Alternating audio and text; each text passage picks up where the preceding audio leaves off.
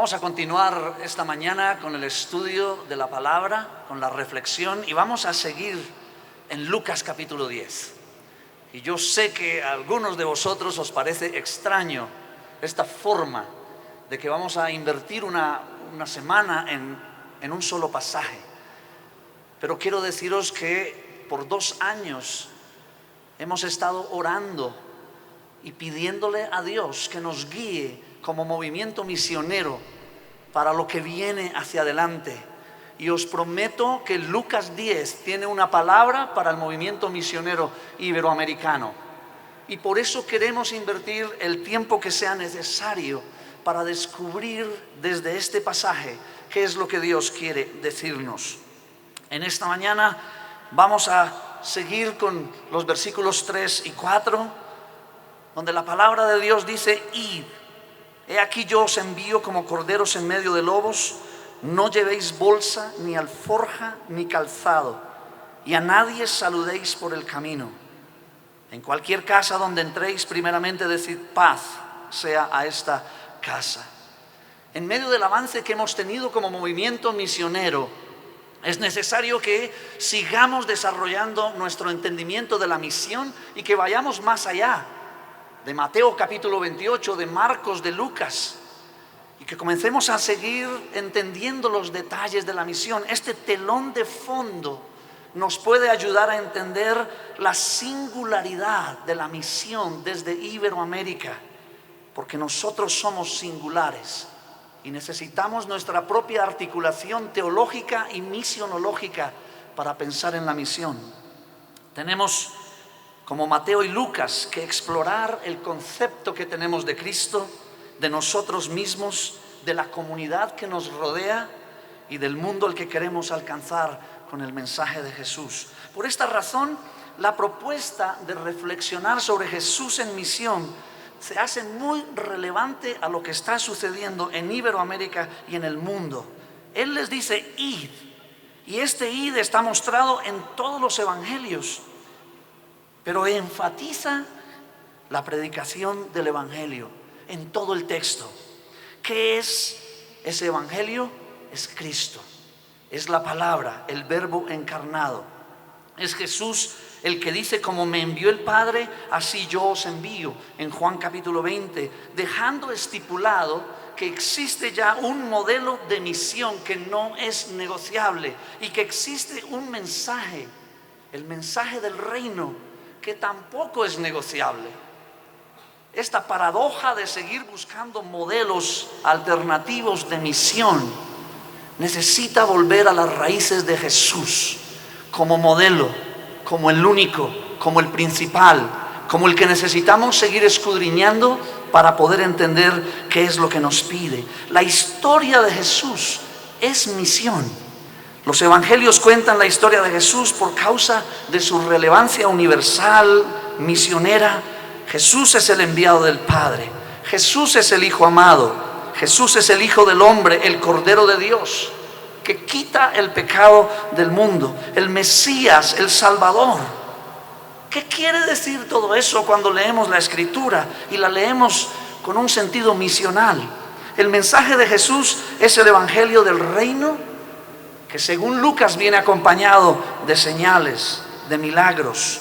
Es un mensaje pastoral, espiritual, moral, lleno de autoridad, pero también lleno de misericordia, de gracia, de paciencia, de sabiduría. Todo esto me hace pensar que cuando hablamos de misión tenemos que volver a la vida y a los hechos del Cristo, porque la vida y los hechos del Cristo son misión. Y ahí hay muchos detalles que necesitamos descubrir. Cada uno de los 3 evangelios sinópticos conoce un momento en el cual Jesús envía a sus 12 discípulos a un viaje misionero.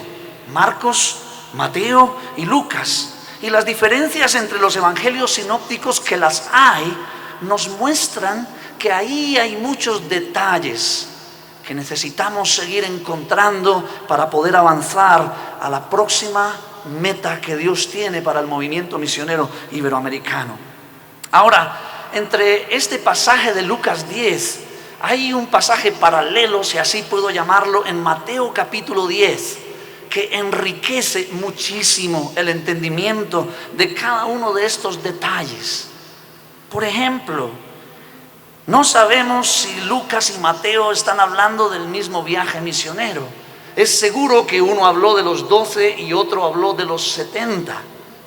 Pero aunque no quiero meterme en ver si son o no son el mismo viaje, sí es seguro que hay una enseñanza, y es que la misión no estaba reservada solo para los 12, sino que Jesús coloca 70 como un prototipo de cómo se iba a desarrollar la misión.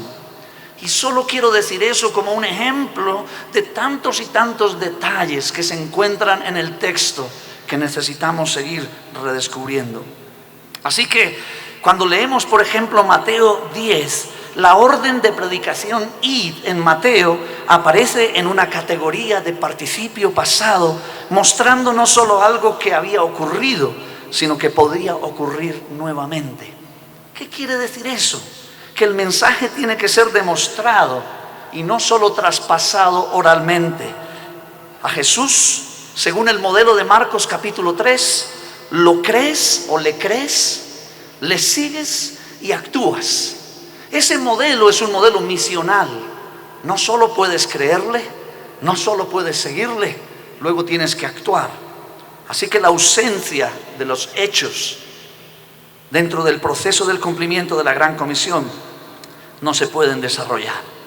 Así que Jesús hace una explicación un poco más detallada de los pasos a tener en cuenta y le dice a sus discípulos en Mateo, id, y les da unas condiciones que son muy interesantes, y yo quiero solamente colocar con vosotros 5 de ellas. En primer lugar, una obra misionera cristocéntrica. Vosotros me diréis, eso ya lo sabemos desde hace muchos años. La misión es una consecuencia lógica del advenimiento, de la muerte y de la resurrección de Jesús. Su triunfo en la cruz es la plataforma de toda la misión y el agente que valida la predicación y la promesa futura de la salvación. Así que Jesús es soberano de la creación, y eso fue demostrado en el Calvario y luego en la resurrección. El Cristo del Evangelio se proclama como agente de redención, pero es una redención a la creación de Dios, al mundo. Por eso el evangelismo verdadero sería aquel que está orientado hacia la meta de la restauración de todas las cosas en Cristo Jesús. El mundo entero es objeto del amor de Dios. Jesús dijo que es el Cordero de Dios que quita el pecado del mundo. Y luego Él dice, yo soy la luz del mundo. Es obvio entonces que la salvación ofrecida y articulada en Cristo Jesús va más allá que una salvación personal, singular, para una sola persona. Debemos recordar que los discípulos fueron enviados a predicar el Evangelio.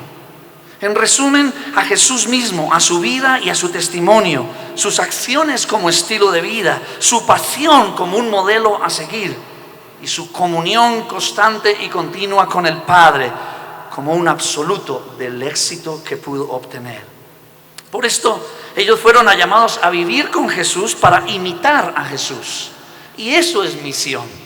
Y es parte de la plataforma de estos detalles que hay en este pasaje de Lucas 10 y de Mateo 10. Pablo lo vuelve a repetir: sed imitadores de Dios, no solo seguidores, pero sed imitadores de Dios. Y la misión expresa una de las más altas categorías de una práctica, de una sana cristología. Y es allí donde debemos entender que la misión va más allá de ser un programa de una iglesia, de ser una estrategia de saturación, un sistema de reproducción cuantitativa, o ni siquiera, por santo que suene, un llamado exclusivista para salvar almas. Va más allá. Evangelizar no es ofrecer una experiencia de libertad de sentimientos de culpa, es proclamar a Cristo como Señor y Salvador de toda la creación. En segundo lugar, una obra misionera de presencia activa. Él le pide a sus discípulos: vayan y métanse en las aldeas y lleguen hasta las casas. El mundo ha cambiado y por lo tanto la perspectiva misionológica sobre él también debería cambiar. En las últimas décadas hemos visto tantos y tan rápidos cambios que tenemos que cambiar nosotros también. Durante siglos se ha visto al mundo como perdido y sin esperanza. Un mundo que en cuanto más lejos estuviera de la iglesia, pues mucho mejor. Un mundo percibido como un poder hostil que no tenía cabida dentro de la iglesia.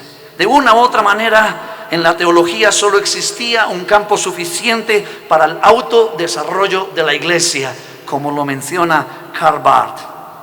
Este mismo hombre, Barth, plantea: ¿no será que el trabajo de este mensajero y embajador divino, Cristo, en realidad terminó en un callejón sin salida de la iglesia como una institución que se acostumbra a proveer salvación solo a sus propios miembros? Nosotros necesitamos pasar de una obra misionera colonizadora o conquistadora a una obra misionera solidaria. ¿Por quiénes somos? Por la articulación de nuestro entendimiento bíblico teológico. Una obra misionera solidaria que describe Lucas de una increíble manera.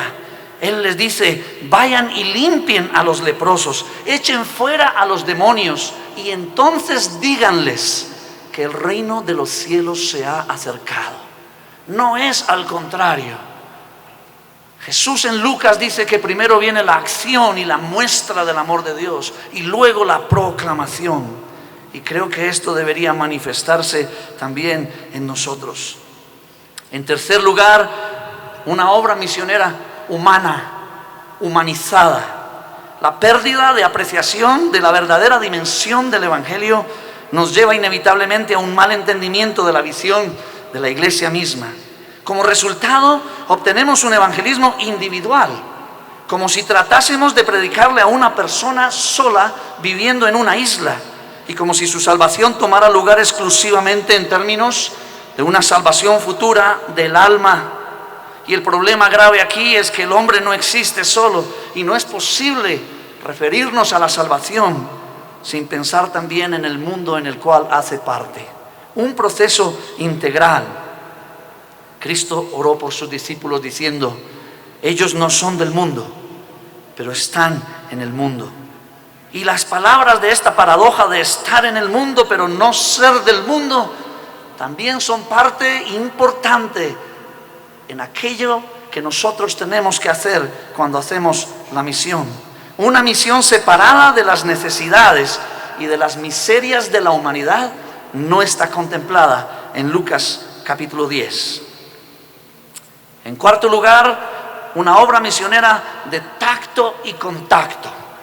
Y si hay algún pueblo en el mundo, además de otros, que les guste el tacto y el contacto, creo que aquí estamos. Somos los latinos. El poder de Jesús se manifiesta cuando ellos están en medio de la gente, cuando los discípulos entran entre ellos, cuando van a sus casas. No hay otra manera. Esta obra es la que obliga a dejar los templos y a contemplar la obra de Dios en medio de los necesitados. Es esta obra la que hace imagen a aquel Jesús que no pierde ni un instante para estar con la gente. El Evangelio de Lucas narra por lo menos 10 comidas de Jesús, con pecadores, con publicanos, con prostitutas, con gente necesitada. Y el ministerio de Jesús se gesta y crece entre las multitudes. No podemos hacer misión si no nos metemos a descubrir estas dimensiones. Y en quinto y último lugar, una obra misionera sacrificial y de martirio.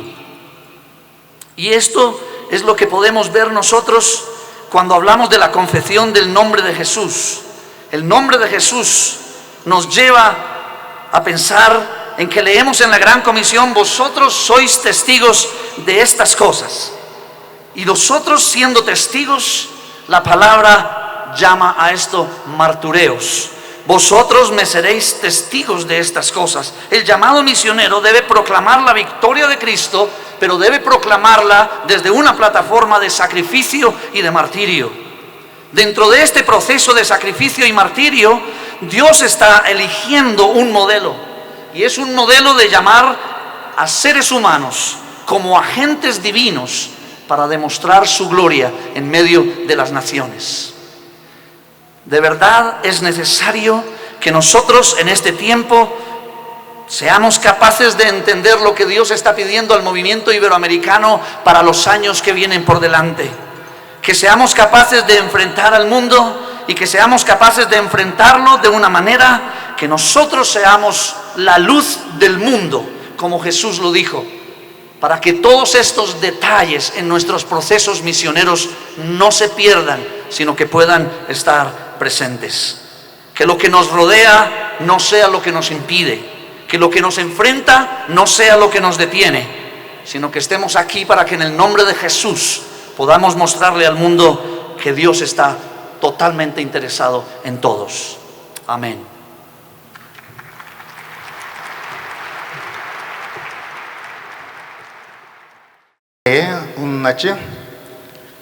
Estou dizendo bom dia, como estão? Espero que todos estejam bem nessa manhã. Que impacto que nós temos hoje? Depois de falar, depois de escutar tudo aquilo que temos nesses dias, as mensagens, as canções, tudo o que hacemos acá, temos um propósito único de adorar e servir ao Senhor. Por isso, nessa manhã, todos nós estamos mirando para esse texto de Lucas capítulo 10. E nós outros temos que buscar e trazer para nós outros o que temos que fazer como servo do Senhor, como alguém incumbido a realizar um grande trabalho. E cabe a nós outros um grande esforço, não dependendo totalmente de nós outros solamente, mas o Senhor próprio nos disse que estaria com nós outros todos os dias. E isso nos dá um grande reforço para a nossa caminhada cristã. Por isso que o impacto que nós temos nesses textos já lido pode nos impulsionar a trabalhar debaixo dessa orientação de Cristo Jesus. A resposta à obediência é a coisa mais importante que nós outros temos que fazer e temos que buscar para nós mesmos como seguidores de Cristo, de estar involucrado nesse trabalho que necessariamente não cabe na nossa mente, no nosso coração, pero o próprio Senhor nos incumbiu de realizar isso. É por isso que a obediência, é por isso que essa questão de caminhar debaixo da orientação de Cristo é importante, porque o envio, o modelo que o Senhor Jesus nos deu, isso aborda pessoas, traz pessoas que nem sempre estaria no círculo da nossa amistade. Isso nos dá um recado muito importante, porque o próprio Senhor Jesus nos dá este panorama de serviço e nos envia a hacer coisa que parece que é impossível, parece que um envio irresponsável, porque Ele disse: vão, estou enviando você no meio de perigos, há perigo em volta. Porém, temos que tomar consciência clara e absoluta de que a obediência no mandato do Senhor é a coisa mais importante. Isso implica algumas coisas. E é interessante que esse modelo de Cristo Jesus é um modelo que mostra essa aproximação, ela não é agressiva, ela mostra essa junção de pessoas, nos traz para fazermos parte de uma equipe maior, que é a Igreja de Cristo Jesus. E é interessante que este envio, este modelo de envio, que o próprio Senhor Jesus nos traz aqui no capítulo 10 de Lucas, nos dá este cheiro de amor, esta misericórdia, essa graça do Senhor Jesus, que paira sobre esse ambiente de missões, de que todos nós aqui, de uma certa forma, estamos involucrados nisso. Isso implica paciência de nós outros. Muitas vezes nós queremos fazer as coisas muito rápido, e em missões as coisas normalmente não funciona muito rápido, é necessário paciência. Sobretudo pessoas que têm uma cultura diferente, que têm uma vivência diferente, que têm um contexto diferente. Às vezes, essa coisa rápido produz, em certo sentido, um ambiente de intranquilidade. Mas na missão que o Senhor Jesus nos deu, requer de nós outros paciência. E não somente isso, mas também nos chama, nos invita para uma aculturação de viver uma vida junto, de tempo, de envolvimento. É por isso que é importante por demais estarmos envolvidos nessa missão de Deus. Mas não somente isso, talvez uma das coisas que tem mais prejudicado a nós outros em missão é talvez não escutar as pessoas que estão ao nosso redor. Queremos fazer do nosso jeito, da nossa maneira, e não escutamos as pessoas que estão aí. O Senhor Jesus disse: vá, e certamente encontrarão pessoas diferentes, com ambientes diferentes, com a história diferente. E Ele então nos impulsiona a ir e a ouvir, e não neste modelo impositivo, mas nesse modelo de junção, de escutar e de ouvir. E eu venho de um contexto indígena, e deste contexto indígena, na sua maioria, é um contexto de tempo, de envolvimento, de escutar. E às vezes o resultado desse trabalho não são rápidos, eles são demorados.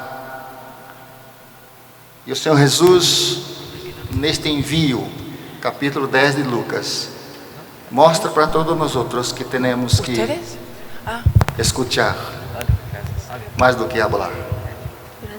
Escutar a história, escutar as pessoas que estão aí ao nosso redor.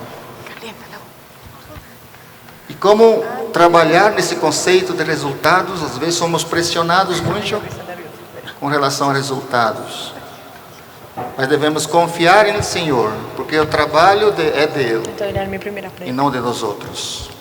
Somos apenas pessoas que somos involucrados a fazer um trabalho, e é trabalho do Senhor. Por isso, que todos nós outros aqui em Comeibã tenhamos dentro de nós outros este impacto, esse desejo de estarmos involucrados cada vez mais a serviço do Mestre, para estarmos juntos, olhando primeiramente para o Senhor. A despeito de todas essas circunstâncias que nos envolvem no trabalho em missões, seguir o modelo, e este modelo é o próprio Senhor Jesus. Que sigamos a Ele, certo de que Ele fará coisas surpreendentes através de eu e através de vocês, para glorificar o seu nome acima de tudo. E a tarefa que Deus nos deu é uma tarefa que deve ser acobertada de orações, mas também da dependência dele. É por isso que o texto diz: não leve nada que atrapalhe. E a intenção aqui do Senhor é que nós confiemos nele cada vez mais. Em Brasil, por exemplo, onde eu estou, há um grupo enorme de indígenas que são muito guerreiros, são muito fortes, e eles agora estão crendo no Senhor Jesus, com a igreja muito forte entre eles, porque alguém um dia parou para escutar a sua história, e escutando a sua história, poder compartilhar com ele a graça e a misericórdia do Senhor Jesus. E que nós outros acá, nesses dias que estamos acá em Comeibã, que tenhamos em nossos corações e nossa mente aquilo que o Senhor tem para todos nós outros e a tarefa que Deus nos deu como seus servos e seguidores dele. Que Deus lhe bendiga.